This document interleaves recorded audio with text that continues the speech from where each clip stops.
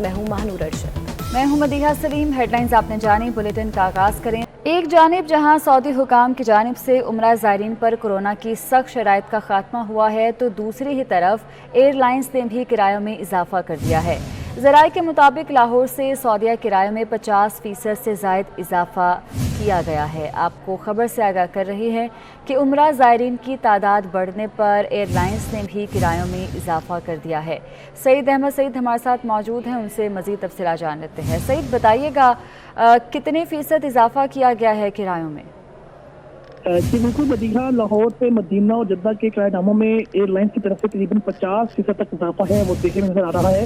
और ज़राए के मुताबिक PIA लाहौर से मदीना जद्दा दो तरफा किराया जो है वो 1,30,000 रुपये से तजावज़ कर चुका है, क्योंकि यही किराया तकरीबन 1 साल कबल 70 से 80 हज़ार रुपये का था, वो टिकट था, वो फरोख्त किया जा रहा था। लेकिन अब जो उम्रा ज़ायरीन में जो सख्त शराइत खत्म की गई है कोविड के हवाले से, तो उस खत्म के साथ होने के साथ ही जो मुसाफिर में इजाफे हुआ है, जिसकी वजह से एयरलाइन इंतजामिया ने फायदा उठाने का फैसला है वो किया है। और लाहौर से जद्दा सऊदी एयरलाइन का दो तरफा किराया जो है वो 1,32,000 रुपये, एयर बुली का दो तरफा किराया 1,15,000 और सेरीन एयर जो है वो दो तरफा किराया जो है वो 1,10,000 रुपये है, वो चार्ज कर रही है। और ज़ायका ये कहना है कि किरायों में इजाफे से उम्र के अखराजात में भी इजाफा है, वो हो गया है। ठीक है, बहुत शुक्रिया आपका। मारूफ आलिम-ए-दीन मुफ्ती तकी उस्मानी का कहना है कि सियासी इख्तिलाफात में जिस तरह से इस्लामी अहकाम और इक़दार पामाल हो रही हैं, इनका तसव्वुर करके डर लगता है। अल्लाह ताला इसके वबाल से बचाए। कुरान करीम सूरह हुजरात में फरमाता है कि एक दूसरे का मजाक ना उड़ाओ, ग़ीबत ना करो, बदगुमानी ना करो, किसी दूसरे की टोह में ना रहो और किसी का नाम बिगाड़ कर ना बुलाओ। मुफ्ती तकी उस्मानी ने ट्वीट में लिखा है कि इख्तिलाफ चाहे सियासी हो या फिर नज़रियाती, इसे दुश्मनी बनाकर मरने मारने और गालियाँ देने का तरीका मुआशरे के लिए मुहलिक है। तनकीद दलाइल से होती है, भूंडी ज़बान से नहीं। कुरान में हज़रत मूसा और हारून अलैहिस्सलाम को फ़िरऔन के मुकाबले में भी नरम बात करने की तलकीन फरमाई गई थी। खुदारा सोचें कि हम कहाँ जा रहे हैं। ये ट्वीट किया गया है मारूफ आलिम-ए-दीन मुफ्ती तकी उस्मानी की जानिब से। उनका कहना है कि सियासी इख्तिलाफात में जिस तरह इस्लामी अहकाम और इक़दार पामाल हो रही हैं, उनका तसव्वुर करके डर लगता है। उन्होंने सूरह हुजरात का हवाला देते हुए कहा कि कुरान करीम में ये फरमाया गया है कि एक दूसरे का मजाक ना उड़ाओ, ग़ीबत ना करो, बदगुमानी ना करो, किसी दूसरे की टोह में ना रहो और किसी का नाम बिगाड़ कर ना बुलाओ।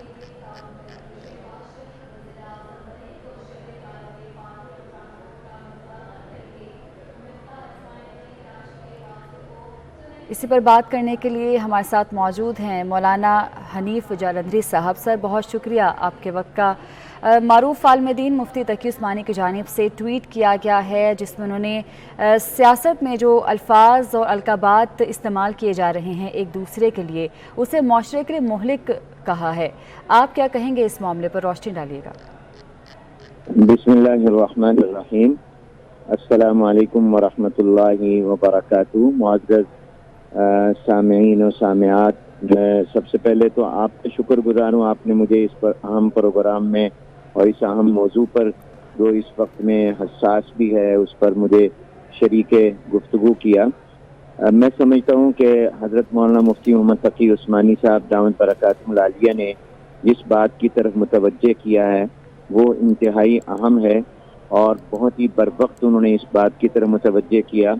एक अरसे से मौजूदा हालात में बहुत से मुल्क के संजीदा हल्के इस बात की ज़रूरत महसूस कर रहे हैं कि ये जो हमारी सियासी इख्तिलाफात में कह लें या सियासी महाज़राई में एक तो शिद्दत आ रही है, इंतहा पसंदी आ रही है, और फिर ये जो अखलाकियात से गिरी हुई चीज़ें आ रही हैं, ये बहुत ही ज़्यादा काबिल मज़म्मत भी हैं, काबिल अफसोस भी हैं और काबिल इस्लाह भी हैं। एक लीडर जो होता है वो एक रोल मॉडल होता है और उसको तो ऐसा अंदाज इख्तियार करना चाहिए कि जिसकी वजह से सोसाइटी और मुआशरे के अंदर अखलाकी बुलंदी आए, ना ये कि अखलाकी गिरावट आए। ये जो ज़बान इस्तेमाल हो रही है ख़ास तौर पर कुछ अरसे से एक दूसरे के ख़िलाफ़, ये बिल्कुल इस्लामी तालीमात के भी ख़िलाफ़ है, कुरान और सुन्नत के भी ख़िलाफ़ है, हमारी मशरकी रिवायात के भी ख़िलाफ़ है और हमारी तहज़ीब के भी ख़िलाफ़ है। और इसमें और दीन खैर खाही का नाम है, جناب نبی کریم حضور اکرم صلی اللہ علیہ وسلم نے فرمایا کہ دین ہے ہی خیر خواہی. تو میں سمجھتا ہوں کہ یہ جو بات کہی گئی ہے خیر خواہی کے جذبے کے تحت کہی گئی ہے. قرآن کریم میں اللہ تعالیٰ نے جناب نبی کریم حضور اکرم صلی اللہ علیہ وسلم کے بارے میں یہ ارشاد فرمایا ہے کہ فَبِمَا رَحْمَةٍ مِّنَ اللَّهِ لِنتَ لَهُمْ. یہ اللہ کی رحمت تھی کہ اللہ نے آپ کو نرم مزاج بنایا، اور وہ آپ کے اندر جو نرمی تھی وہ مزاج میں اور طبیعت میں بھی تھی، اور آپ کی گفتگو میں بھی اور آپ کے کلام میں بھی نرمی تھی. فرمایا کہ وَلَوْ كُنْتَ فَظًّا غَلِيظَ الْقَلْبِ لَانفَضُّوا مِنْ حَوْلِكَ. یہ جو دیوانے آپ کے دائیں بائیں جمع ہیں، اگر آپ نرم مزاج نہ ہوتے تو یہ کبھی آپ کے دائیں بائیں اکٹھے نہ ہوتے. اس لیے برے القاب رکھنا، برے القاب سے بلانا اور پکارنا، اور کسی کی ٹوہ میں رہنا، کسی کی غیبت کرنا، کسی کا مذاق اڑانا، یہ میں سمجھتا ہوں کہ بالکل اسلامی تعلیمات کے خلاف ہے. اس پر فوری طور پر ہمارے ملک کی جو لیڈرشپ ہے اس کو اس پر نظر ثانی کرنی چاہیے، اصلاح کرنی چاہیے. اور ایک مشہور تجربہ ہے کہ الناس علی دین ملوکہم، پبلک اور عوام وہی انداز اختیار کرتے ہیں جو ان کے حکمرانوں کا ہوتا ہے. تو اگر حکمران یہ زبان استعمال کریں گے تو پھر آپ اس پر اندازہ لگائیے کہ عام آدمی پھر کیا کرے گا. وہ تو پھر تمام حدیں پار کر جائے گا. تو یہ کسی طرح بھی مناسب نہیں ہے. فوری طور پر ہماری تمام لیڈرشپ کو چاہیے کہ وہ اپنے رویے کو درست کریں اور اپنے لب و لہجے کو بہتر کریں. اختلاف کی بھی حدود ہوتی ہیں، اختلاف کو مخالفت نہیں بننا چاہیے. اختلاف کے بھی کچھ آداب ہوتے ہیں، جیسا کہ حضرت نے بھی اپنے اس میں کہا کہ حضرت موسیٰ علیہ السلام اور ہارون علیہ السلام دونوں عظیم نبی پیغمبر ہیں. ان کو فرعون کی طرف بھیجا جا رہا ہے جو رب ہونے کا دعویٰ کر رہا ہے اور کتنا بڑا باغی ہے اور خالق کائنات کا باغی ہے، مگر اللہ تعالیٰ فرما رہے ہیں فَقُولَا لَهُ قَوْلًا لَّيِّنًا. تم نے جا کر نرم بات کرنی ہے. لَعَلَّهُ يَتَذَكَّرُ أَوْ يَخْشَىٰ، شاید وہ نصیحت حاصل کر لے اور ڈر جائے. تو اس لیے میں سمجھتا ہوں کہ اس کی طرف فوراً ہماری تمام قیادت کو، یہ تو سب کی ذمہ داری ہے کہ تمام لوگ اپنے گفتگو کو درست کریں، خاص طور پر جو قیادت کے مقام اور مرتبے پر ہوں. جی ٹھیک ہے، بہت شکریہ. حنیف جالندھری صاحب ہمارے ساتھ موجود تھے آپ کے وقت کا. تحریک عدم اعتماد سے کیسے نپٹیں، وزیر اعظم کے ساتھیوں سے صلاح مشورے جاری ہیں. وزیر اعظم عمران خان کی زیر صدارت پی ٹی آئی کور کمیٹی کا اجلاس ہوا. اجلاس میں تحریک عدم اعتماد ناکام بنانے پر مشاورت کی گئی. اتحادیوں کے ساتھ رابطے بڑھانے پر اتفاق ہوا. اٹارنی جنرل اور قانونی ٹیم کی شرکاء کو بریفنگ، ڈی چوک پر جلسے کے حوالے سے تبادلہ خیال کیا. وزیر اعظم عمران خان نے کہا کہ عوام ہمارے ساتھ ہیں، تحریک عدم اعتماد سے کوئی پریشانی نہیں.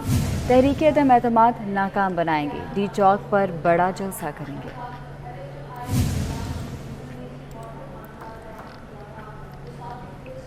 تحریک انصاف نے 27 مارچ کو ڈی چوک پر جلسے کا اعلان کر دیا. وفاقی وزیر اسد عمر نے ٹویٹ میں کہا کہ کپتان نے ڈی چوک اسلام آباد جلسے کا حتمی فیصلہ کر لیا ہے. 27 مارچ کو تاریخ ساز اجتماع ہونے جا رہا ہے. دنیا دیکھے گی پاکستان کے عوام کیسے اپنی آزادی اور خود مختاری کے لیے اپنے کپتان کے ساتھ کھڑے ہوتے ہیں.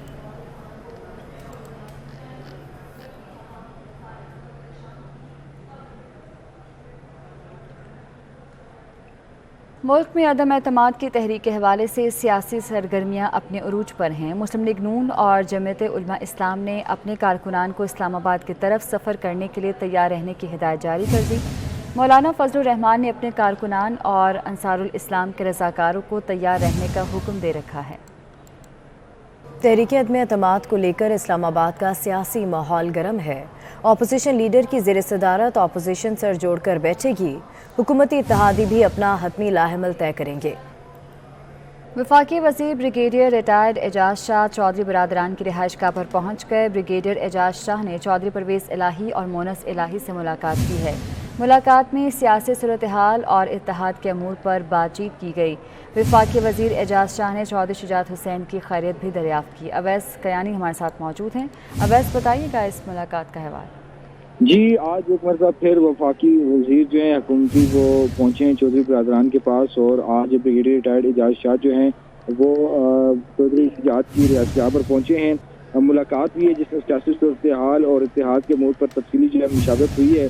چودھری شجاعت حسین کی خیریت بھی دریافت کی گئی ہے اعجاز شاہ کی طرف سے، اور سیاسی صورتحال مسلسل مشاورت سے جو ہے اس پر گزر رہے ہیں، وہی کہنا تھا۔ اور ملاقات میں چودھری صالح حسین، چودھری حسین الہی بھی موجود ہیں۔ یاد رہے کہ آج بھی قافلے کا ایک نہایت اہم ترین مشاورتی اجلاس ہونا ہے، ایم کیو ایم کے وقت میں بھی آنا ہے۔ تو اس وقت تمام تر جو نظریں ہیں وہ کاف لیگ پر لگی ہوئی ہیں، جو حکومتی اتحادی ہیں، کہ وہ کیا سٹانس لیتے ہیں اور کب تک وہ فیصلہ لیں گے۔ ٹھیک ہے، بہت شکریہ آپ کا۔ وفاق میں تحریک عدم اعتماد اور پنجاب میں وزیر اعلیٰ کی تبدیلی کا مطالبہ۔ ترین گروپ کا اجلاس آج جہانگیر ترین کی رہائش کا ماڈل ٹاؤن لاہور میں ہوگا۔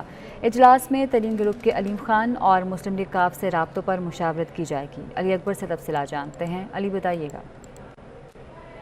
مرکز میں تحریک عدم اعتماد اور پنجاب میں ترین گروپ کی جانب سے جو ہے وہ وزیر اعلیٰ پنجاب سردار عثمان بزدار کو تبدیل کرنے کے مطالبے کے بعد جو ہے وہ سیاسی رابطوں میں تیزی دیکھنے کو مل رہی ہے۔ اب سے کچھ دیر کے بعد جہانگیر ترین کی راشگاہ کے اوپر جو ہے ترین گروپ کا اہم ترین اجلاس میں ہوگا، جس میں ملک کی موجودہ سیاسی صورتحال کے اوپر تبادلہ خیال کیا جائے گا، جبکہ جہانگیر ترین جو ہے وہ ویڈیو لنک کے ذریعے اس اجلاس میں شریک ہوں گے اور مشاورت کی جائے گی۔ اون چودھری کی جانب سے جو رابطے کیے گئے، جس میں مسلم لیگ کاف ہے اور دیگر جماعتوں کے ساتھ رابطے کیے گئے، اس کے حوالے سے جو ہے وہ دیگر ممبران کو آگاہ کیا جائے گا۔ اسی طرح اون چودھری کی جانب سے عبدالعلیم خان کے ساتھ جو رابطہ کیا گیا اور عبدالعلیم خان کی جانب سے اون چودھری کو دورہ لندن اور دیگر معاملات کے حوالے سے آگاہ کیا گیا، اس کے اوپر بھی دیگر ممبران کے ساتھ جو ہے وہ مشاورت کی جائے گی اور آئندہ کا لائے عمل جو ہے وہ کیا ہونا چاہیے، مطالبہ جو ہے اس کو کس طرح سے لے کر آگے چلنا، اور اس کے ساتھ ساتھ خاص طور پر طریق عدم اعتماد جو مرکز میں پیش ہو چکی ہے اس کے حوالے سے اجلاس ہونے جا رہا ہے۔ اس اجلاس میں جو ہے وہ ترین گروپ نے کہاں پہ کھڑے ہونا ہے، اگر مرکز میں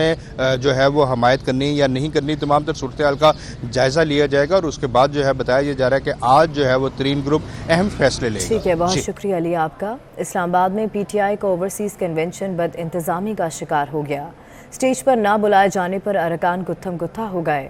سینیٹر فیصل جاوید بیچ بچاؤ کراتے رہے۔ تفصیلات جانیں گے کفایت علی شاہ سے۔ کفایت بتائے گا۔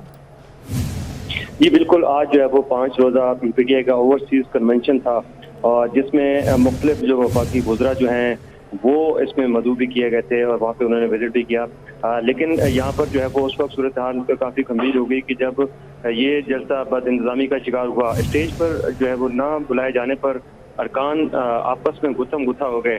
اس موقع پر سینیٹر فیصل جاوید بھی موجود تھے اور انہوں نے جو ہے وہاں پر جب ارکان جو ہے اس کی موجودگی میں یہ ارکان جو ہے وہ الجھ پڑے تھے۔ موقع نہ ملنے پر اوورسیز ارکان کی بڑی تعداد جو ہے اسٹیج پر پہنچ گئی اور کافی جو ہے وہ بد انتظامی کا شکار یہ اوورسیز کنونشن ہوا۔ تاہم اس موقع پر جو سینیٹر فیصل جاوید یہاں پہ موجود تھے، انہوں نے جا کر جو ہے وہ بیچ بچاؤ کرایا اور تمام افراد کو جو ہے وہ سمجھانے کی کوشش کی کہ یہ جو ہے وہ بد انتظامی کا شکار نہیں ہونا چاہیے، اوورسیز کنونشن کی ایک اہمیت ہے۔ جی ٹھیک ہے، بہت شکریہ کفایت علی شاہ آپ کا۔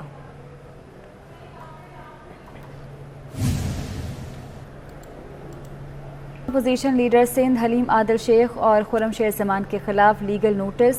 پی ٹی آئی رکن سندھ اسمبلی دیوان سچل نے 10 کروڑ ہرجانے کا قانونی نوٹس بھجوا دیا۔ دیوان سچل کہتے ہیں پی ٹی آئی رہنماؤں نے پریس کانفرنس میں من گھڑت بے بنیاد الزامات عائد کیے۔ اپوزیشن لیڈر سندھ حلیم عادل شیخ اور خرم شیر زمان کے خلاف legal notice. P T I رکن سندھ اسمبلی دیوان سچل نے 10 کروڑ ہرجانے کا قانونی نوٹس بھجوا دیا۔ آپ کو خبر سے آگاہ کر رہے ہیں، نوٹس جاری کیا گیا ہے اپوزیشن لیڈر سندھ حلیم عادل شیخ اور خرم شیر زمان کے خلاف۔ پی ٹی آئی رکن سندھ اسمبلی دیوان سچل نے 10 کروڑ ہرجانے کا قانونی نوٹس بھجوایا ہے۔ دیوان سچل کی جانب سے موقف اپنایا گیا ہے کہ پی ٹی آئی رہنماؤں نے پریس کانفرنس میں من گھڑت اور بے بنیاد الزامات لگائے ہیں۔